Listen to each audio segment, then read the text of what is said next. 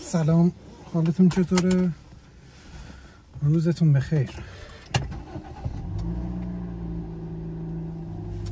During the interview process, there was that sort of steely bit to him. There's a soft. All right. This.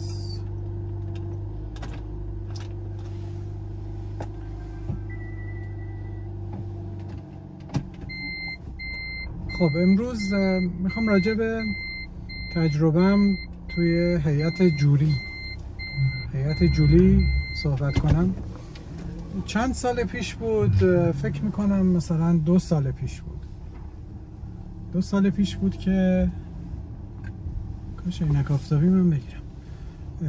2 سال پیش بود که من یه نامه‌ای دریافت کردم، اومد آدرس خونمون که آره تو خیلی خوششانسی و تو وقت و اقبال برنده شدی و الان برای این که بخوای بیای و جزو هیئت جوری بشی انتخاب شدی. نوشته بود که این یک فرصتیه که تو به عنوان یه شهروند به جامعت خدمت کنی. خب معمولا آدم میگه آره دیگه خدمت کنم به جامعه، ولی وقتی که نگاه کردم دیدم خب این الان میگه که من 3 روز 5 روز معلوم نیست 3 روز 5 روز یا بیشتر ممکنه مجبور بشم که برم توی دادگاه بشینم. بعدم این که وسط تدریسم بود دیگه. خب میتونی مثلا بری سر کارت بگی که من میخوام برم برای هیئت جوری و بهت مرخصی میدن، ولی مرخصیش میشه مرخصی بدون حقوق، یعنی اینکه حقوقتو نمیدن تو اون روزا. بعد از اون طرف وقتی که میری اونجا بهت حقوق میدن، ولی حقوقش چیه؟ مثلا روزی بکنم روزی $20 مثلا فکر کن اگه حقوق روزی $100 باشه اونا روزی $20 بیشتر نمیدن، چون کاری ندارن که تو حقوق چقدر یا کجا کار میکنی، اونا حقوق پایه رو میدن. فکر میکنم اون موقع حدود $20 بود. بعد این یه مشکل دیگه این بود که خب کار و اینات میمونه دیگه. مثلا کار من یه جوریه که اگر که اون کار رو انجام ندم توی یه هفته، تو هفته بعدش 2 برابر بعد کار رو انجام بدم که به اون کار قبلی من برسم. بعد تصمیم گرفتم که ببینم میشه مثلا نرم و اینا دیگه. رفتم یه مقدار قوانینش و اینا رو خوندم، دیدم که نه به این راحتی نیست که نری. حالا میگم بعدش چی فهمیدم. قوانینش خیلی سخت و سرسخت و سختگیرانه و ایناست و اگر عمدن نری نوشته که مثلا جریمه داره تا $1000 و بعدم این که میتونه پلیس بیاد دستگیرت کنه ببرتت برای هیئت جوری. گفتم که خب حالا دیگه این کار که نمیشه، بذار ببینیم چیکار میتونیم کنیم. بعد دیدم جزو تبصره‌هاش هست که میتونی پستپونش کنی، میتونی بندازیش عقب با اینکه دلیلی داشته باشی که چرا مثلا بندازی عقب، یا اینکه میتونی کلا اگزمشن بگیری، معاف بشی ازش، اونم با دلایل خاص خودش میشه. من گفتم که یعنی نگاه کردم دیدم خب اگزمشن که نمیتونم بگیرم، نمیتونم معاف شم، دلیلی ندارم که هیچ وقت نتونم برم توی هیئت جوری بشینم. گفتم که پس حداقل از ترم تدریسم بندازمش عقب تا ببینیم چی میشه دیگه بعداً دوباره. بعد دیگه با هد دیپارتمان صحبت کردم و یه نامه نوشت که آره چون تدریس داره نمیتونه تو این زمان بیاد و اینا. بعد یه زمانی معرفی کنی که پستپون میکنی، مثلا تا 1 سال بعد چه زمانی میتونی بری. فکر کنم 1 سال، تا 1 سال بعد یه زمان مشخص کنی که من توی اون زمان دوباره میتونم بیام دیگه. من فکر میکنم اگه اشتباه نکنم مثلا این نیمه اول سال بود، من گفتم نیمه دوم سال، فکر کنم مثلا اکتبر اینا بود. گفتم فکر کنم یا اکتبر بود یا نوامبر، دقیقاً یادم نیست. گفتم که میتونم اون موقع بیام. بعد دیگه با این موافقت شد و یه نامه جدید فرستادن که ما مثلا باز دوباره باهات در تماسیم و تو اکتبر اینا مثلا زمان بهت میدیم که بیای. حالا هیچ چیز این کشور اینجوری نیست که فالو آپ کنم با تو بهت بگن حتما تماس میگیریم تماس بگیرم، ولی این دیگه یه چیزیه که مطمئن باش باهات تماس میگیرن دیگه. وقتی کار ازت بخوان باهات تماس میگیرن و فالو آپ میکنن. خلاصه گذشت و رسیدیم به زمانی که نزدیک اکتبر فکر کنم دیگه نامه فرستادن و گفتن که آره بعد بیای و این روزا 3-4 روز اولش فکر کنم 3 روز اولش فکر کنم گفتن بعد هر روز بیای تا اینکه یه کیسی بهت اساین بشه، یک پرونده‌ای بهت داده بشه. بعد حالا جزئیاتشو بگم، این که یه پارکینگ توی شهر میتونی مثلا میتونم معرفی کنم بهت، اگه با ماشین میری بعد پول بنزینتو بر اساس کیلومتری که اومدی حساب میکنن و بهت میدن آخرشو. توی هر روزم که میری یه دونه پارکینگ تیکت اونجا هست که آخر روز که میری اونو میزنی، یعنی اول روز از پارکینگ میگیریش، آخر روز اونجا میرن برات تیکتتو سوراخ میکنن که دیگه دستگاه قبول کنن، پول نخوای بدی. این از پارکینگش هم نزدیک خودش بود دیگه، خیلی پارکینگ وسط شهر. اینجا دادگاهش وسط شهر دقیقاً توی سیتی سنتر.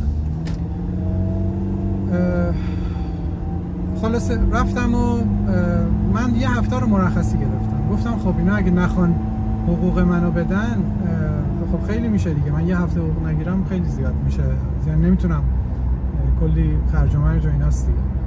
گفتم چیکار کنم؟ یه هفته رو مرخصی شخصی گرفتم، چون من مرخصی زیاد دارم. معمولا مشکلم اینه که چجوری مرخصیامو بسوزونم، چون ما مرخصیامون تا آخر سال جمع میشه، از هر ابزاری که دارن استفاده میکنن برای اینکه مرخصیامون رو بگیره، 20 روز بیشتر به سال بعد منتقل نشه. ما سالی 25 روز مرخصی داریم. بعد من دیگه گفتم خب حالا خوبه دیگه، 5 روزشم اینجا و حداقل اینه که حقوقمو میدن دیگه. مرخصیه رو گرفتم و دیگه اون هفته کاری با دانشگاه نداشتم. حالا اگه میگین کارت چی، همون دیگه کارمو بعد هفته بعدش دوباره خودم ادامه میدادم، ولی خب تدریس نداشتم دیگه. خوبیش این بود که تو اون زمان تدریس نداشتم. بعد اولش که میری داخل دیگه همون چیزای معمولی دیگه، مثلا کیفتو میذاری اسکن میکنن و میری داخل و اینا. بعدش یه دونه سالن بزرگه، مثلا سالن اجتماعات که همینجوری صندلی چیدن، مثلا سالن اجتماعات مدرسه صندلی چیدن و یه دونه منشی هم، یه دونه میز منشی هم اونجا هست و یه تلویزیون، 2 تا تلویزیون فکر کنم اون جلو هست که همینجوری داره چیزای دادگاه رو نشون میده، نه خود دادگاه رو، مثلا این تبلیغات این که مثلا چیکار باید بکنین و این حرفا. بعد اولی که وارد میشی اونجا بهت در حقیقت کارتتو اسکن میکنن، اون چیزایی که داری و بعد یه شماره میدن و میری میشینی و بعد دیگه بعد اینقدر بشینی تا اینکه کیسای اون روز دادگاه مشخص بشن. و پذیرایی هم که داشت یه دونه قهوه ساز بود و یه سری بیسکویت و اینا گذاشته بودن. تو دیگه آزادی که مثلا بری بیرون دستشویی بری بیای و اینا، کاری باید ندارن، ولی باید اونجا اویلیبل باشی دیگه تا آخر روز. دیگه شروع شد دیگه، یکی یکی دادگاه ها اعلام شدن و قاضی ها که میان اعلام میکنن و بعد برای هر دادگاهی اینا یه سری هیئت جوری میخوان که میشه 12 نفر که بیان اونجا بشینن و گوش بدن و بعد حالا میگم جریاناتشو. حالا این 12 نفر رو از بین فکر میکنم مثلا 25 نفر اینا انتخاب میکنن. من رفتم نشستم و دیگه یه سری شماره رو خوندن، 2 سری شماره رو خوندن، نبودم توش و اینا و خوشحال که دیگه خب پس امروز دیگه تمومه. بعد ولی چیز شد دیگه، ولی مثلا سری سوم اسممو خوندن، جزو مثلا اون سری سومی. رفتم تو دادگاه نشستم و دادگاهش هم مثل دادگاه معمولی، مثل همون چیزایی که توی ایران هم هست، یکم این دادگاهی که جای حضارم داره. اینطوریه که اولی که وارد میشی سمت راست و چپت صندلیه، میری میشینی و بعد اون قسمت وسط یه گپی، یه فاصله بین صندلیایی که شما نشستی هست با جایی که قاضی هست. قاضی هم همونجوری بالاتر میشینه و کلاگیس و اینا. بعد سمت چپ قاضی جایگاه هیئت جوریه، سمت راست قاضی جایگاه متهمه که جایگاه متهم معمولاً با این شیشه های سکیوریتی پوشوندن تا بالا که مثلا متهم حالا ممکنه خطرناک نباشه، ولی به هر حال مثلا اونجا میتونه باشه. اگه نیازی نباشم مثلا متهم ممکنه بیاد بیرون، یا برای اینکه مثلا بیاد شهادت بده میره تو جایگاه شاهدا میسته اونجا شهادت میده. یه دونه تلویزیون هم نسبتا بزرگ اونجا هست برای کسایی که میخوان غیر حضوری حالا به هر دلیلی بیان توی دادگاه، که حالا تعریف میکنم. تو کیس ما هم اینجوری بود. بعد اون قسمت گپ دادستان میشینه و وکیل مدافع، یعنی وکیل مدافع با متهم نمیشینه، وکیل مدافع بیرونه، اون قسمت وسطه. بعد شروع میکنه به منشی قاضی یکی یکی اسما رو میخونه، اونم رندومه دوباره. مثلا میدونی از مثلا 25 نفری که رفتیم اونجا نشستیم، شروع میکنه یه نفر رو رندوم در میاره تا اینکه 12 نفر اونجا پر بشن. یعنی 2 مرحله الان اینجا رندوم آدم انتخاب شده دیگه. یه مرحله از بین مثلا 100 خورده نفره شما 25 نفر رو شدی اومدی نشستی تو دادگاه. مرحله دوم باز از اون 25 نفر 12 نفرشون رندوم انتخاب میشن. حالا اینجا یه کار دیگه هم اتفاق میفته، اینه که وقتی که دارن اسما رو میخونن یکی یکی شما بلند میشه از روی صندلیت، یه از اون وسط راه رو میری تا برسی به جایگاه هیئت جوری. از جلوی دادستان و وکیل هم رد میشه دیگه، از کنارشون رد میشه دیگه تا اینکه برسی به جایگاه جایگاه جوری. تو این فاصله هم دادستان هم وکیل فرصت داره که ابجکشن کنه، بگه که من چالش میکنم. فکر کنم چالش میکنم، همچین کاری میکنم مثلا، یا ابجکشن یا چالش، یادم نیست کلمه‌شو.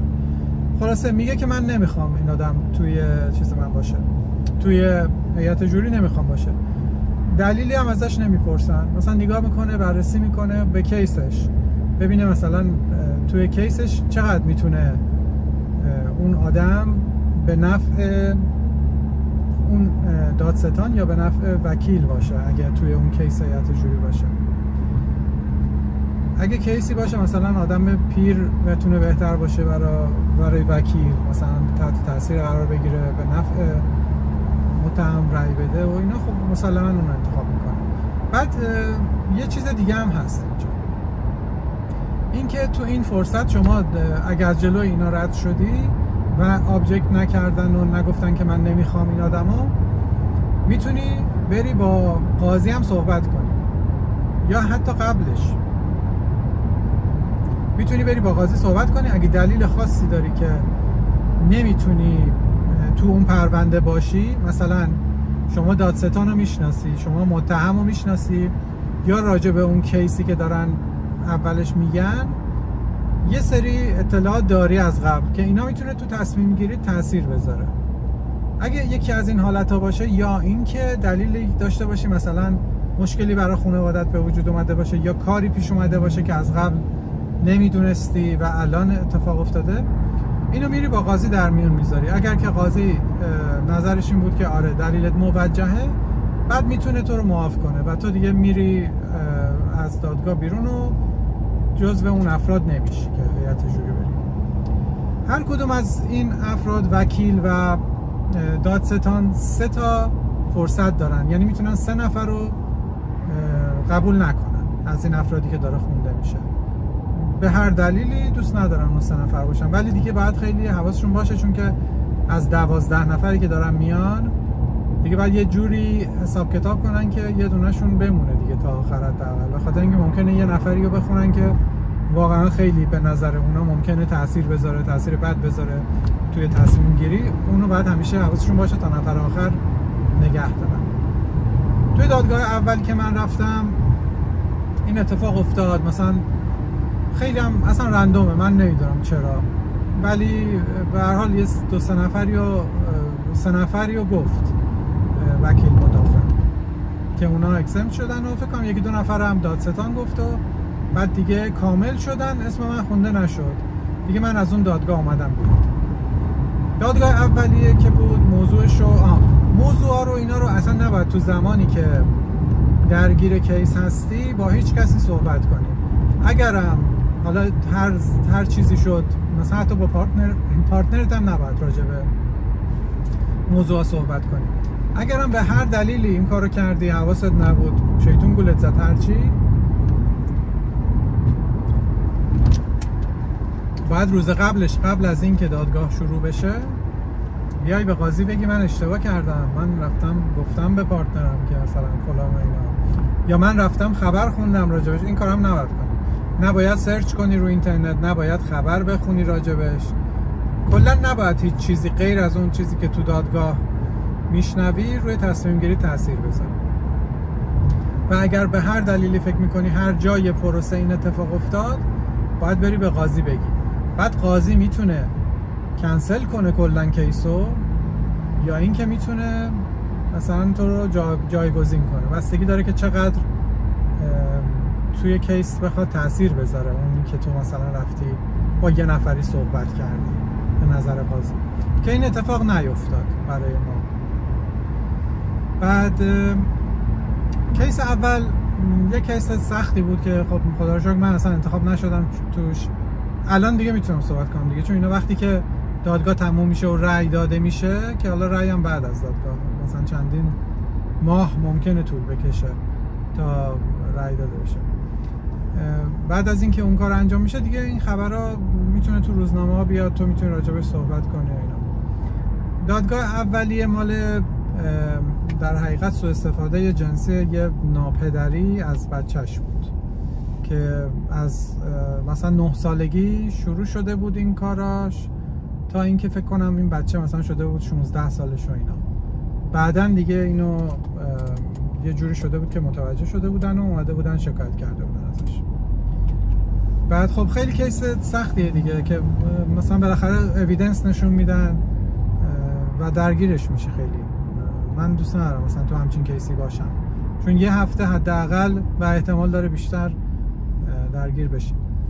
بعد خب خدا رو شکر من جزو این کیس انتخاب نشدم تو هیئت جوری و دوباره برگشتم توی همون سالن اجتماعات و دیگه تا ساعت فکر میکنم 3:30 اینا نشستیم تا اینکه دیگه دادگاه جدیدی اون روز قرار شد که تشکیل نشه. گفتم برین خونه و فردا بیاین دیگه. این میتونه ادامه پیدا کنه تا روز پنجشنبه. تا روز پنجشنبه اون هفته این قضیه میتونه ادامه پیدا کنه و اگه حالا هم خوش شانس هم بد شانس دیگه، اگه تا روز پنجشنبهش انتخاب نشدی توی حالا یا پروسه اول که دارن قرعه کشی میکنن بری توی دادگاه، یا تو پروسه دوم که وقتی دارن هیئت جوری انتخاب میکنن، اگه تا روز پنجشنبه انتخاب نشدی دیگه کلا میری خونت، کاری یاد ندارن. ولی خب ممکنه همون روز آخر انتخاب بشی و بعدش دادگاهت میشه از هفته بعد، یعنی تو در حقیقت عملا 2 هفته داری اونجا میمونی. یه حالت دیگه هم هست که دادگاهت طول بکشه به هر دلیل، اگه مثلا شاهد جدیدی معرفی بشه، اگه تو پروسه مشکلی به وجود بیاد، دادگاهت ممکنه تا 2 هفته طول بکشه و فکر میکنم ماکسیمومش گفته بودن تا 1 ماه هم ممکنه طول بکشه و دیگه خیلی شانسیه دیگه. تو فکر کن مثلا اگه بخواد تا 1 ماه طول بکشه، تو مثلا من اگه باشم باید همه مرخصیامو استفاده کنم که فقط این دادگاه رو برم، چون اگر این کار نکنم خب حقوق بهم نمیدن که. اینش کمی چیزه دیگه، اینش کمی سخته، دردسره، یعنی خیلی مثلا ممکنه خیلی بد شانس باشه همچین اتفاقی برات بیفته، مثلا یه کیس خیلی پیچیده باشه که 1 ماه بخواد طول بکشه. بعد آره دیگه تو این کیس اولی که نشد رفتم نشستم و فرداش دوباره اومدم و فکر میکنم یا اولی یا دومی بود، این خیلی مثلا یه 2 سالی گذشته خیلی یادم نیست، یا اولی یا دومین دادگاهی بود که تشکیل شد. من رفتم داخل و دیگه این دادگاه برای یکی بود که از زمان کووید از بازرسی آکلند رد شده بود.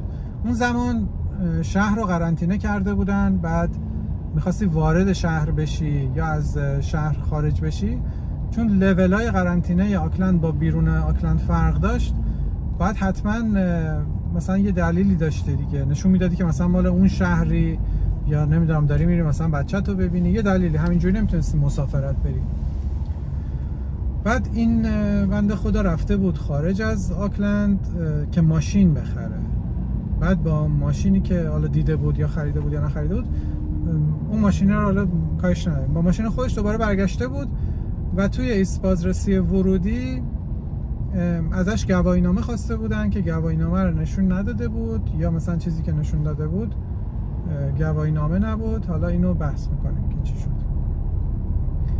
و بعدش یهویی گازو گرفته بود و اومده بود. بعد دیگه اینا هم بیکار، مثلا تو کووید خب جرم و جنایتی که انجام نمیشد همه جا تعطیله، اینا هم بیکار دیگه افتاده بودن دنبالش و بعد هلیکوپتر پلیس رصدش کرده بود و اینا. بعد در این حال اینجا هم یک تصادف بدی شده، یه نفری اصلا از گارد ریل اصلا رفته اون طرف کلا، یعنی پرت شده از گارد ریل. سرعتی هم نداره نخواه تو اتوبان. خب آره این خلاصه اومده بود و هلیکوپتر پلیس هم اومده بود دنبالش و تا وسط راه هم دیده بودن که آره از رو پلاکش و اینا آدرس خونش رو پیدا کرده بودن، دیده بودن که آره داره میره سمت خونش. برای همین اون واحدایی که دنبالش میکردن و گفته بودن شما دیگه اکتیولی دنبالش نرین، عقب بمونین ازش. بعد یه واحدای دیگه ای رو گذاشته بودن که نزدیک خونش مخفی، که وقتی رسید برن جلو خونش دستگیرش کنن. که این اتفاق هم افتاده بود دیگه، این هم رفته تو خونه و تو درایوش که رفته بود و اومدن دستگیرش کردن. حالا چرا این کیسا میاد توی دادگاه میرسه به هیئت جوری، یا چه کیسایی کلا میاد تو دادگاه میرسه به هیئت جوری؟ کیساییه که تصمیم قطعی نمیشه روشون گرفت، یعنی پلیس ادله‌ای که داره نمیتونه 100% و متقن بگه که تو متهمی، و متهم خودش اعتراف نمیکنه به جرمش. در این صورت چون که اون قطعیت وجود نداره، میان هیئت جوری رو میارن، همه این اویدنس و همه شواهد رو بهش نشون میدن، شاهدا هم میان صحبت میکنن و در نهایت هیئت جوریه که تصمیم میگیره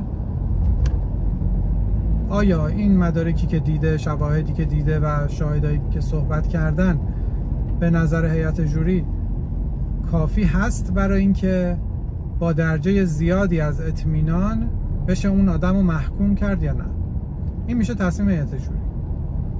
حالا این که درجه بالایی از اطمینان چیه، اینجا دیگه خودشون میان اون اول صحبت میکنن، میگن یعنی بیاند چی میشد بیاند فراتر از، یادم رفته انگلیسیش میشد، فراتر از شک، هم چیزی یادم نمیاد، بعد نگاه کنم بهش.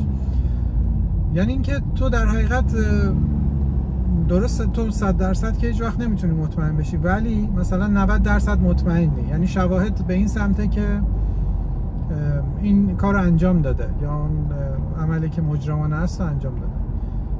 این هم میتونی در طول روزهای مختلف بهش برسی، هم با صحبت کردن با بقیه هیئت جوری که مثلا میرین توی بریکا توی اتاق خودتون صحبت میکنین، همین که با یه سری سوال که خودتون میتونین به اون نفری که در حقیقت نمایندتونه، یکی از شما میشه نماینده، به اون نماینده سوالا رو بنویسین، اون میده به قاضی یا منشیش میپرسه از متهم یا دادستان.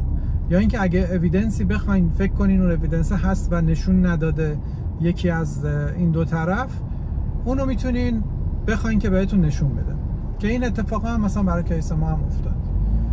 و در نهایت همه افراد باید روی یک تصمیم برسن، یعنی همه افراد باید همه موارد جرم رو یکی روشون بحث کنن در نهایت بعد از دادگاه و به یک نتیجه برسن، یا بگن آره یا بگن نه. یعنی اینطوری نیست که مثلا از 12 نفر 11 نفر بگن آره بعد بگن که خب پس مثلا ماجوریتی شده، اکثریت. نه اینطوری نیست، بعد هر 12 نفر به یک نتیجه یکسان برسن، بعد اونو میتونن اعلام کنن. در غیر این صورت باید انقدر اونجا بمونی تا بپوسی، یا اینکه به نتیجه برسین یا اون 11 نفر اون یک نفر رو قانع کنن، یا اون یک نفر اون 11 نفر رو قانع کنه. برای ما هم مثلا همچین چیزایی بود. بعد دیگه میگن که آره مثلا هر روز میان منو غذا میارن و میگن که آره مثلا اگر تموم نشد مثلا بحثتون و اینا دیگه ما میتونیم شما رو مثلا اینجا شام نگه داریم و براتون غذا بیاریم و فلان و از این از زمانیه که دیگه دادگاه تموم میشه، آخر اون هفته است. بعد اینا میشه از مراحلی که حالا چرا تصمیم گیری میشه اینا. بعد برای هر کیسی هم خود دادستان یه سری اعلام جرم کرده دیگه، یعنی چند تا بنده که یه سری بنداش ممکنه قبلا با متهم بحث شده باشه، اونا رو بپذیره.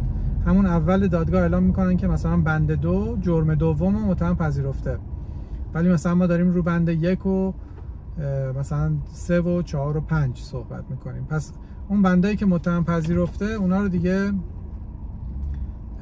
هیئت جوری حرفی نداره روش، یعنی حرفی نمیتونه بزنه.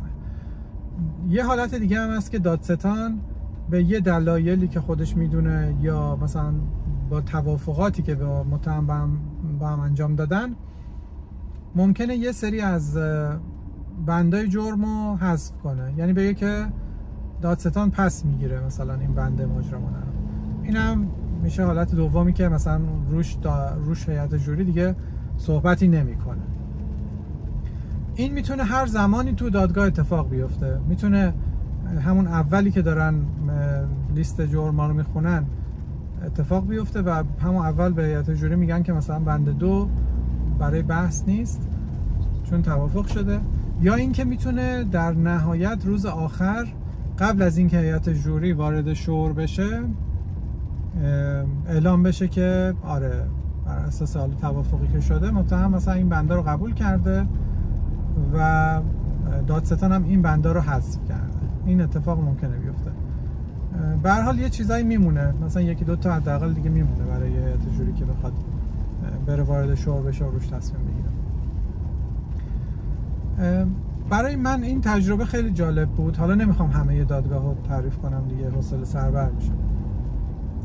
برای من خیلی جالب بود چون قبل از اینکه بخوام برم فکر میکردم که وقت تلف کردن همشو خیلی مثلا حوصله‌ام سر میره و اینا، ولی خیلی شگفت انگیز بود. یعنی انگار که دقیقاً داری فیلم در حقیقت کاراگاهی میبینی یا در حقیقت داری یک پازل رو حل میکنی. همونقدر که تو فیلم ها جذابه که مثلا یک اویدنس مدرک جدیدی میارن میدن و یه دفعه مثلا همه شوک میشن یا فکرشون عوض میشه، همون اتفاق دقیقاً توی همین دادگاه هم افتاد برای. یعنی تو فکرت با ورود یک شاهد عوض میشه کلا، یه دفعه قضیه برمیگرده، باز اون شاهده میره یه مدرک دیگه ای نشون میدن، یه دفعه میگی که مثلا از این جنبه نگاه نکرده بودم بهش. اینجا میفهمی که دو تا چیز خیلی جالب بود. یکی اینکه چقدر ذهنت میتونه فوکس بشه روی یه چیزی و فکر کنه فقط همون زاویه وجود داره، در حالی که با اطلاعات جدید میتونی کلا اصلا فکرتو عوض کنی و ببینی که مثلا کلا من این جنبه رو در نظر نگرفته بودم، اگه این جنبه رو در نظر بگیری اصلا یه جور دیگه ای میشه تصمیم گیری کرد یا یه جور دیگه ای میشه تفسیر کرد این قضیه رو. و دومیش اینه که حافظه آدم‌ها چقدر غیر قابل اعتماده، به خاطر اینکه شاهدایی که دعوت میکردن 2 نفر بودن، یه جا با هم رفته بودن و یکیشون اصلا اون یکی رو ندیده بود، 2 تاشون پلیس بودن ولی اصلا پلیس دومیه پلیس اولیه رو ندیده بود. اینا 2 تا ماشین بودن با هم رفته بودن اون آدمو بیارن بیرون. پلیس دومیه یه آقای مثلا پلیس 60 ساله‌ای بود با ماشینای چیز رفته بود، بعضی ماشینای چی بهش میگن نامحسوس. بعد پلیس اولیه نه، مثلا یه خانومی بود با ماشین پلیس معمولی رفته بود. بعد اون خانوم رفته بود اول در رو باز کرده بود، بعد دیگه درگیر شده بود با راننده و اینا. بعد اون پلیس دومیه اومد این تیزرشو در آورد، اسلحه تیزرشو در آورد و اینا گرفت سمت متهم.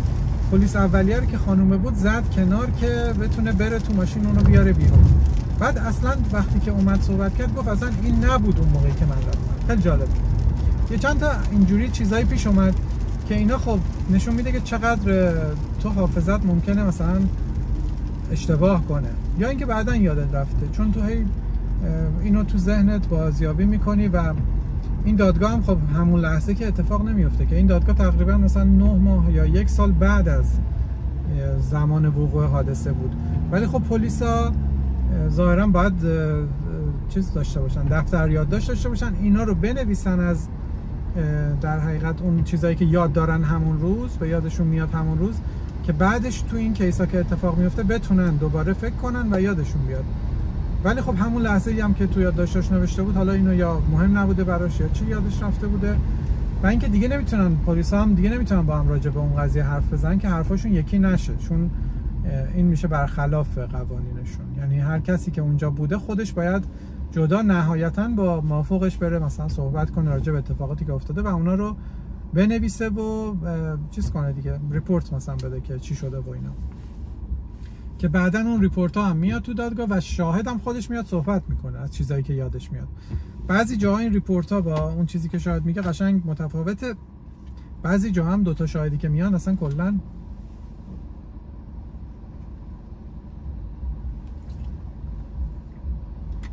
دو تا شاهدی که میان اصلا کلا دو تا داستان جدا میگن که تو بعد هی فکر کنی ببینی خب کدومشون درسته. نه اینکه شاهدای متهم و شاهدای دادستانا، نه، فقط شاهدایی که از طرف پلیس اومده بودن داشتن چیزای خیلی متفاوتی میگفتن. بعد اینجا تو باید تصمیم بگیری که خب اولا اینکه پلیس داره راست میگه یا نه، یا مثلا داره هماهنگ میکنه که از خودشون دفاع کنن.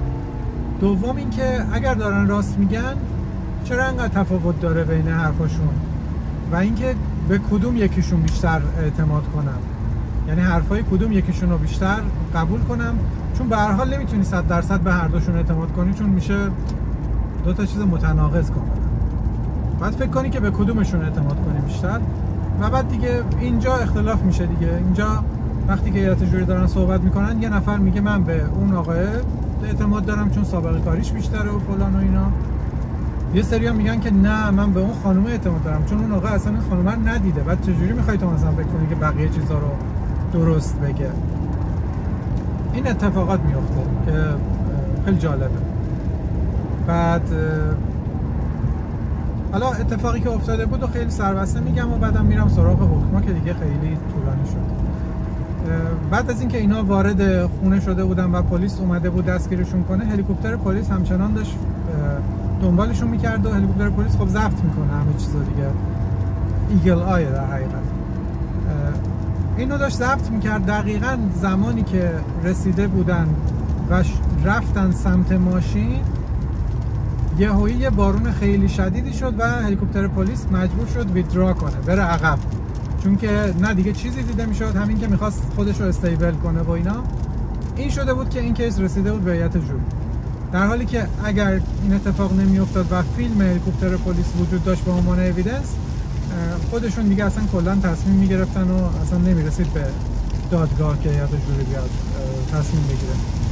خلاصه ما فیلم هلیکوپتر پلیس هم دیدیم، با اپراتور هلیکوپتر هم صحبت کردیم، گفتم تلویزیونه بود، برای اینکه اپراتور پلیس الان رفته بود توی شرکت خصوصی داشت کار میکرد، دیگه از هلیکوپتر جدا شده بود، رفته بود توی شرکت خصوصی کار میکرد و از دفتر خودش مثلا یه شهر دیگه با ما در تماس بود. با افسر پلیسی هم که توی اون آقایی که توی اون ماشینه بودم ما با تلویزیون صحبت کردیم، ولی اون خانومه و همکارش اومد. اون خانومه با یه آقایی توی ماشین بود که یکی از اتهامات اصلی داره بارون میاد، امیدوارم صدام برسه. یکی از اتهامات اصلی این بود که متهم این سیم بیسیم اون آقا رو انداخته دور گردنش و کشیده که اون آدمه رو خفه کنه. این خیلی جرم سنگینی بود دیگه، میشد اتهام به در حقیقت قتل دیگه، یه چیز خیلی اینجوری میشد. یا اینکه حالا مینیمومش رو بگیم مثلا تلاش برای در حقیقت چی میشه، تلاش برای اختلال در دستگیری، همچین چیزی میشه. اینطوری بود که متهم با مامانش اومده بود، در حقیقت یه مامان پیری هم داشت، البته خب حالا دیگه نژادیش و اینا رو من صحبت نمی‌کنم، یه مامان پیری هم داشت و بعد میگفت که من برای این فرار کردم از پلیس بازرسی که اینا زدن به شیشه، بعد مامانم ترسیده. من گفتم مامانمو سریع برسونم خونه. حالا دیگه دروغ و راستش با خودش. و اینکه گواهی نامه‌ای که گفتم اینا به خاطر اون پریویلج، در حقیقت اون امتیاز نژادی که دارن، یه سری برای خودشون قبیله دارن، بعد اون قبیله ها برای خودشون کارت شناسایی دارن. بعد این میگفت که اون کارت شناسایی که من دارم به جای گواهی نامه هم کار میکنه، ما نیاز نداریم که بریم گواهی نامه بگیریم. و ما گفتن این کارت شناسایی قبیله شما گواهی نامه تون هم هست، برای همین اصلا گواهی نامه هم همراهش نداشت. و حالا بعدش که دیگه گفتن و اینا معلوم شد که گواهی نامه‌ش رو پلیس باطل کرده به خاطر خلاف و اینا. بهش هم اطلاع داده بودن که تو گواهی نامه نداری و ازش گرفته بودن و سوراخ کرده بودن. بعد دیگه این بدون اینکه گواهی نامه داشته باشه اومده بود رانندگی کرده بود و بعد اون کارتش هم توی ایسپازرسی اون کارتش رو نشون داده بود از پشت شیشه به پلیس که پلیس گفته بود این گواهی نامه نیست. خلاصه فرار کرد. این یه جرم بود که مثلا بدون گواهی نامه رانندگی کرده. جرم بعدی این بود که از ایسپازرسی فرار کرده. جرم بعدی این بود که از دستگیر شدنش توسط پلیس جلوگیری کرده، چون اونجایی که در ماشین رو باز کرده بودن بهش گفته بودن تو دستگیر میشی به خاطر این هی در ماشین رو میبست و اینا. و بعدم از وقتی که در رو بست و اینا از اون طرف سمت ما ماشین ها اونجا برعکس من اینجا ببندم، از اون طرف شاگرد از روی مامانش از تو در رفته بود بیرون که فرار کنه. و هدفش چی بود؟ هدفش این بود که برسونه خودشو به توی خونه، چون اینا میگفتن که خونه ما کنسولگری قبیله‌مونه، پلیس نباید ازم وارد خونمون بشه و اینا تو درایوی گرفته بودنش، ولی این بالاخره پریده بود و خلاصه خودش رو رسونده بود به خونه، ولی پلیس رفته بود دستگیرش کرد. این هم جرم بعدیش. و دو تا جرم دیگه مونده. یکی مشت زدن به پلیس بود، به خاطر اینکه تو صحنه‌ای که می‌خواستن درگیرش کنن تو خونه بهش رسیده بود، پلیس تکلش کرده بود و انداخته بودش رو زمین و بعد می‌خواست که دستگیرش کنه. ظاهراً مشت و مشکاری شده بود دیگه، هم چشم این قهوه‌ای چیز بادمجونی شده بود، هم چشم پلیس. بعد پلیس میگفت این اول زده، این میگفت پلیس اول زده. خلاصه مشت زدن به پلیس هم یه جرم. و اون جدی‌ترینشون هم همون بود که زمانی که پلیس داشته دستگیرش می‌کرده، پلیس ظاهراً مثلا نشسته بوده روش که اینو بگیره و دستاشو در بیاره از پشت سرش که این قایم کرده بوده که دستبند بزنه. این میگفتن که بعدش اومده این سیمو کشیده که پلیس رو خفه کنه. اینا جرماش بود دیگه، یه سریش الکی بود، یه سریش سنگین بود. بعد دیگه ما تصمیمی که گرفتیم در نهایت فکر کنم 4 روز طول کشید و روز آخر هفته بود که تصمیممون رو گرفتیم. 2 نفرمون قانع نبودیم روی بعضی چیزا، مثلا روی چیزایش که خب واضح بود خودش اصلا قبول کرد، مثلا اینکه بدون گواهی نامه رانندگی کرده رو همون روز آخر قبل از دفاعیات آخرشون اومد دادگاه قاضی گفت که متهم قبول کرده که بدون گواهی نامه رانندگی کرده، اون رو دیگه شما لازم نیست روش مثلا صحبت کنید. ولی خب ما چیزایی که می‌خواستیم صحبت کنیم این بود که این مقاومت کرده نسبت به دستگیری یا نه، این مشت زده به پلیس یا نه، و این پلیس رو می‌خواسته خفه کنه یا نه. ما روی مقاومت کردنش به این نتیجه رسیدیم که آره مقاومت کرده. روی مشت زدن و خفه کردنش داشتیم بحث می‌کردیم، یعنی این دوتا چیزی بود که ما رو یکم زمان گرفت برامون. من مثلا خودم روی خفه کردنش موافق نبودم، به خاطر اینکه اصلا خیلی عجیب غریب بود. یعنی حتی اینکه مثلا این داشت از پشت داشت خفه می‌کرد و یا از جلو داشت خفه می‌کرد، دو تا پلیسی که بودن داشتن دو تا نظر متفاوت میدادن که مثلا این اصلا جلوی متهم بوده زمانی که داشت دستگیرش می‌کرد یا پشت متهم بوده. برای همین من و یه نفر دیگه مخالف بودیم و آخرش هم قبول نکردیم و گفتیم که نه، این چون خیلی جرمش سنگینه ما باید خیلی اویدنس قوی داشته باشیم که اینو بخوایم قبول کنیم. برای همین این یکی رو بقیه رو راضی کردیم دیگه. روی مشت زدنه، چون که اون آقایی که پیرتر بود، پلیس پیرتره، داشت میگفت که این مشت زده، اون خانم جوانتره میگفت من ندیدم یا مثلا متوجه نشدم، این مشت رو زده بود به نفر سوم. برای همین نفر سوم دیگه خب تعریف خودش رو میکرد، ولی خب اون بایست بود دیگه، حرف اون نفری که داره میگه به من مشت زدن رو که نمیتونیم قبول کنیم. برای همین اونو مثلا ما قانع شدیم که آره به نظرمون اومد که میتونه مشت زده باشه. به هر حال کبودی چشم پلیس بود دیگه. حالا گفتیم که در نهایت این میشه که کی اول زده کی دوم زده و اینکه تصمیم گرفتیم که بگیم که آره اینو مطمئنیم که مشت خورده. حالا دیگه اون که مثلا تو درگیری بوده کی اول زده کی دوم زده دیگه اون خیلی برای ما مهم نبود، چون که به هر حال این از دست پلیس فرار کرده بود. در اصلش پلیس هم داشت تلاش میکرد که اینو دستگیر کنه، همش داشت فرار میکرد. پس ما دو تا از اون ستایی که برای ما مونده بود تو تصمیم بگیریم و گفتیم که آره اینا رو در حقیقت ما میگیم که متهمه و قبول میکنیم که متهمه. به این نتیجه رسیدیم. یکیشون که اون که با سیم میخواست خفش کنه رو قبول نکردیم، گفتیم که نه تو این قضیه ما به این اجماع نرسیدیم. بعد دیگه رفتیم اینو اعلام کردیم توی دادگاه، یعنی نمایندمون رفت اعلام کرد. قبلش البته با هم تصمیم گرفتیم که خب پس حالا که ما به تصمیم رسیدیم پس بذارین یکم صبر کنیم ناهارمون رو بخوریم بعد بریم. بعد دیگه یکم طولش دادیم و اینا دیگه ناهار رو خوردیم با خیال راحت و بعد رفتیم دیگه. ناهارم از یه رستورانی همونجا اومدم منوشو دادم بهمون و اینا. بعد دیگه دادگاه که تموم میشه تا وقتی که ما اونجا هستیم قاضی و اینا باید دور و بر ما باشن، یعنی حالا میتونه از اونجا هم رفته باشه بیرون و اینا، ولی ما به هر دلیلی که نیاز داشته باشیم سوالی کنیم یا چیزی میتونیم به قاضی بگیم که بیا و همه دادگاه باید بیان دوباره که ما اون سوالمون رو کنیم دوباره بریم تو شور.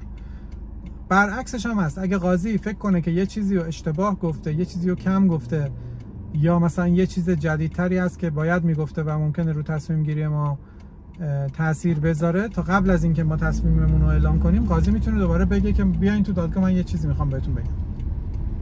که این اتفاق افتاد که قاضی اومد. یه دفعه ما گفتن که قاضی دوباره گفته بیاین تو دادگاه و رفتیم تو دادگاه. و جریان این بود که ما فکر میکردیم که یه نوتبوکی بوده دست اون پلیسه و اون پلیسه داشته باش عکس میگرفته. بعد این خیلی برای ما شک شد که چرا اینا مثلا اوییدنس اون رو نشون نمیدن در حالی که اونجا خیلی نزدیک بوده و میتونست همه چی رو نشون بده. بعد دیگه دادگاه قاضی رفته بود خودش جستجو کرده بود و صحبت کرده بود و اینا، چون یه سری عکسایی که دادن یه تبلت مانندی دستش بود. بعد گفت که نه این دفترچه یادداشتشه، این چیز نیست مثلا آیپد و اینا نیست، دفترچه یادداشتش بوده که داشته یادداشت برام داشته. بعد دیگه گفت که اینو بعد بهتون میگفتم که فکر نکنین پلیس داره اوییدنسی رو قایم میکنه یا از بین برده. برای همین ما رو فقط آورد و اینو بهمون گفت و ما دوباره برگشتیم توی شورمون. و زمانی که تموم شد کارمون دیگه اومدیم اینو نمایندمون گفت و بعد دیگه قاضی تشکر کرد ازمون و گفت که شما خیلی سیتیزنای خوبی هستین و ما کمک کردین و از این حرفا. بعدم گفت که ما دیگه تصمیمو میگیریم که حکمش چی باشه. در حقیقت ما فقط میتونیم بگیم که آیا محکومه یا نه. بعد قاضی خودش میره تصمیم میگیره که چه حکمی بده، که الان بیشتر کیسا رو اینجا فقط مچبند پا میزنن بهشون دیگه، پابند میزنن در حقیقت و دیگه چیز خاصی نیست. جرمای اینجوری رو خیلی کم چیز میکنن، خیلی کم حکم میدن براش. و تمام. این بود تجربه من از هیئت جوری. موفق باشید.